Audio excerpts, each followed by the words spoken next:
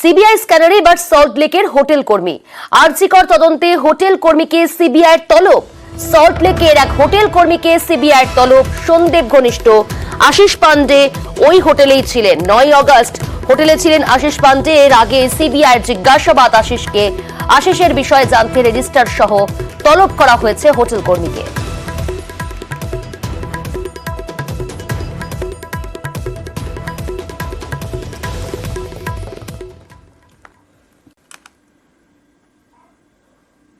Thread কালচারে কল্যাণী জেএনএমে পদক্ষেপ। 40 ডাক্তারি পড়ুয়ার বিরুদ্ধেই তদন্তের নির্দেশ।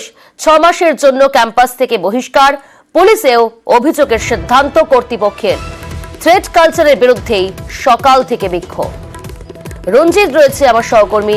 রঞ্জিত, 40 ডাক্তারি পড়ুয়ার বিরুদ্ধে ঠিক কি নির্দেশ দেওয়া হলো? দেখো, গত কয়েকদিন আগে Kalyani college of medicine GNM হাসপাতালের বেশ কয়েকজন ডাক্তারি পড়ুয়া তারা কিন্তু প্রিন্সিপালের কাছে ইমেল মারফত তারা অভিযোগ জানায় থ্রেড কালচার এবং বিপরীতে। এবং এই নিয়ে কিন্তু গতকাল কলেজে কাউন্সিল রয়েছে, কলেজ কাউন্সিল এবং অ্যান্টি র্যাগিং কমিটি বৈঠকে বসে তার সিদ্ধান্ত নেয় 40 জন অভিযোগ হতেন। 40 জনকে আগামী 6 মাসের জন্য তারা কেউ কলেজে আসতে পারবেন না, এমনকি হাসপাতালে আসতে পারবেন না। শুধুমাত্র পরীক্ষা সংক্রান্ত বিষয়ে বা যদি তদন্ত করে ডাকে তবেই তারা কলেজে বা হাসপাতালে আসতে পারবেন। এছাড়া কিন্তু তারা কিন্তু কেউ আসতে পারবেন না, এমনই নির্দেশ জারি করা হয়েছে। পাশাপাশি তাদের বিরুদ্ধে পাওয়া সমস্ত তথ্য প্রমাণ পুলিশের হাতে দেওয়ারও সিদ্ধান্ত নেওয়া হয়েছে। আগামী 6 মাস মধ্যে তদন্ত চলাকালীন তারা কেউই কিন্তু কলেজে বা হাসপাতালে আসতে পারবেন না। বেশ, সঙ্গে থাকো। থ্রেড কালচারে কল্যাণী জেএনএম এর বেশ কিছু গুরুত্বপূর্ণ পদক্ষেপ 40 ডাক্তারি পড়ুয়ার বিরুদ্ধে, এবং শুধু তাই নয়, তদন্তের নির্দেশ। ফের উত্তপ্ত নদিয়ার কল্যাণী। বিজেপি বিধায়কের অফিসে উত্তেজনা। অম্বিকা রায়ের বিরুদ্ধে বিক্ষোভ বিজেপি কর্মী সমর্থকদেরই। বিজেপি বিধায়কের গাড়ি পর্যন্ত ভাঙচুর করা হয়। কিন্তু কেন, জানবো। আমার সহকর্মী রঞ্জিত রয়েছে। রঞ্জিত, এর আগেও আমরা দেখলাম, গত পরশু দেখা গিয়েছিল অম্বিকা রায়কে ঘিরে ধরে বিক্ষোভ। এবার তার গাড়ি ভাঙচুর করে ওই দলেরই কর্মী সমর্থকরা। কিন্তু কেন বারবার এই আক্রমণের মুখে পড়তে হচ্ছে, বিক্ষোভের মুখে পড়তে হচ্ছে অম্বিকা রায়কে?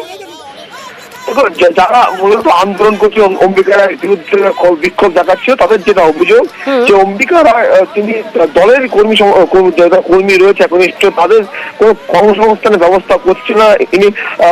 তিনি মুনাফা লাভের আশায় কিন্তু অন্য কাউকে কাজ বা চাকরি সংক্রান্ত বিষয়ে সাহায্য করছেন। এই নিয়ে কিন্তু গত পরশু তাকে কিন্তু বিক্ষোভ দেখানো হয় এবং সেখানে কিন্তু উত্তেজনা পরিস্থিতি তৈরি হয়। একেবারে গতকাল তার অফিস রয়েছে, সেই অফিসে গিয়ে সেখানে বিক্ষোভের পাশাপাশি তার গাড়ি ভাঙচুর করা হয়। পাল্টা দাঁড়াতে অনুগামীরা দীর্ঘক্ষণ কিন্তু উত্তেজনা পরিবেশ তৈরি হয় এবং রাতেই অম্বিকা রায় 8 জনের বিরুদ্ধে কল্যাণী লিখিত অভিযোগ দায়ের করেন। এবং অম্বিকা রায় যেটা অভিযোগ, তিনি এইমসে যে চাকরি সংক্রান্ত বিষয়ে যে দুর্নীতি, সে তার বিরুদ্ধে রুখে দাঁড়িয়েছেন। তারপরে দলেরই এক নেত্রীর নির্দেশে এই ধরনের কাজ করানো হচ্ছে এবং তাকে অপদস্থ করার চেষ্টা করা হচ্ছে। এবং গতকালের যে ঘটনা, সেই নেত্রীর বিরুদ্ধে কিন্তু আগুন তুলেছেন এবং 8 জনের বিরুদ্ধে গতকাল রাতে থানায় অভিযোগ দায়ের করা হয়েছে। বেশ, ধন্যবাদ রঞ্জিত। তৃণমূলের কিছু মিসক্রিয়েন্ট তাদেরকে সাথে করে নিয়ে এসে এই দিবা বিশেষ এই কাজগুলো করছে। দিনের পর দিন এই ধরনের লোক পার্টিতে কি করে থাকে? এই তো আমাদের তো পার্টিতে তো ব্যাকল্যাশ। মূল একটা দাবি ছিল কর্মসংস্থান। 21 সালে এই অম্বিকা রায় প্রার্থী হয়েছে, কিন্তু জেতার পরে কর্মীদেরকে চেনেন না। বিভিন্ন জায়গার কর্মীদেরকে বিভিন্ন বিনিময় কথার মাধ্যমে উনি চাকরি বিলি করেছেন। সিআইডির জালে বারাসতে তৃণমূল কাউন্সিলর অপহরণ, মুক্তিপণ আদায়ের অভিযোগেই গ্রেফতার বারাসতের 2 নম্বর ওয়ার্ডের কাউন্সিলর মিলন সরকার। আমার সঙ্গে রয়েছে আমার সহকর্মী জিয়াউল। জিয়াউল, অনেকগুলো প্রশ্ন। প্রথমেই জানতে চাইবো, এই তৃণমূল কাউন্সিলরের বিরুদ্ধে নির্দিষ্টভাবে ঠিক কি অভিযোগ, সিআইডি সূত্রে কি জানতে পারছো? দেখো, সিআইডি সূত্রে একদম স্পষ্ট, যেটা প্রায় ত্রিপুরার একজন ব্যবসায়ী, অর্থাৎ এই চলতি মাসের 2 তারিখে অপহরণ হয় এবং প্রথমে অপহরণ হয় খড়দা এলাকা থেকে। তারপরে সেই অপহরণ করার পরেই তার পরিবার একেবারে খড়দা থানায় একটি অভিযোগ দায়ের করে। সেই পরে ব্যারাকপুরে কোর্টে যখন এই কেস ওঠে তখন সিআইডি দায়িত্ব নেয়। তারপরেই দেখা যায় যে এই ব্যবসায়ীর পরিবারের কাছ থেকে দফায় দফায় ফোন করা হয় এবং মুক্তিপণ চাওয়া হয়। 3 দফায় প্রায় না হলেও 11 কোটি টাকা সেখান থেকে মুক্তিপণ আদায় করা হয়। এবং এই মুক্তিপণ যে সময় আদায় করা হয় তাকে কিন্তু প্রথমে খড়দা, তারপরে দত্তপুকুর এবং বারাসতের বিভিন্ন জায়গায় তাকে রাখা হয় এবং তার পরিবারকে প্রেসার ক্রিয়েট করা হয়, টাকা না দিলে তাকে খুন করে দেওয়া হবে। এবং এই ঘটনায় সিআইডি হাতে নেওয়ার পরই 7 জনকে গ্রেপ্তার করে এবং একজন প্রাক্তন পুলিশ কর্মী এই ঘটনার সঙ্গে যুক্ত। এবং তাদের জিজ্ঞাসাবাদ করার পরে এই মিলন সর্দার অর্থাৎ বারাসত পৌরসভা 2 নম্বর ওয়ার্ডের কাউন্সিলর জিয়াউল, এই যে ত্রিপুরার ব্যবসায়ীকে আটকে রেখে মুক্তিপণ আদায়ের যে অভিযোগ তৃণমূল কাউন্সিলের বিরুদ্ধে, কি কারণে তাকে অপহরণ, কি কারণে মুক্তিপণ চাইছে? একদম দেখো, এই ত্রিপুরার ব্যবসায়ী তিনি একজন বড় ব্যবসায়ী এবং তার সর্দার সহ একাধিক এলাকায় তার ব্যবসা রয়েছে এবং সেই সূত্রেই তার প্রচুর পয়সা, প্রচুর টাকা রয়েছে, প্রচুর বড় ব্যবসায়ী। এটা এই অপহরণকারীদের একটা নজরে আসে। তারপরে এই ব্যবসায়ীকে অপহরণ করে এবং বিরাট অঙ্কের টাকা মুক্তিপণ চায় তার পরিবারের কাছ থেকে এবং সেখান থেকে প্রায় 11 কোটি টাকা সেখান থেকে মুক্তিপণ হিসেবে 3 দফায় টাকা নেওয়া হয়, এমনটাই সিআইডি সূত্রে খবর। এবং এই পুরো ব্যাপারটার মাস্টারমাইন্ড ছিল এই তৃণমূল কাউন্সিলর মিলন সর্দার। ফলে তাকে এবং এর আগে 7 জনকে গ্রেপ্তার এবং তাদেরকে জিজ্ঞাসাবাদ করার পরে মিলন সর্দারের নাম পায় এবং এই মিলন সর্দারে গতকাল রাতে তার বাড়ি থেকে সিআইডি গ্রেপ্তার করে।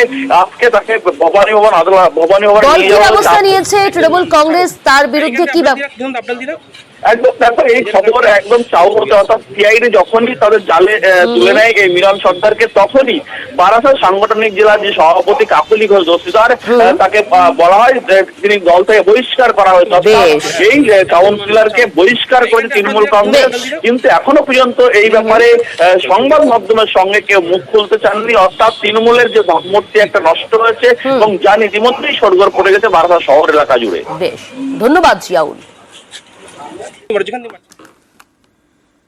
মাত্র 5 টাকা নিয়ে বচসার জেরে পিটিয়ে খুন, যার জেরে প্রতিবাদ। রাতে বসিরহাটের মাটিয়ায় রাস্তায় দেহ রেখে বিক্ষোভ। মাটিয়া থানার সামনে টাকি রোড অবরোধ, বিক্ষোভ নিহতের পরিবার পরিজনদের। অনুপম রয়েছে আমার সহকর্মী। অনুপম, গতকাল রাত্রিবেলায় আমরা দেখলাম যে দেহ রেখে বিক্ষোভ স্থানীয় বাসিন্দাদের, প্রতিবাদ দেখিয়েছেন। পুলিশ সূত্রে এখনো পর্যন্ত কি কি তথ্য সামনে আসছে?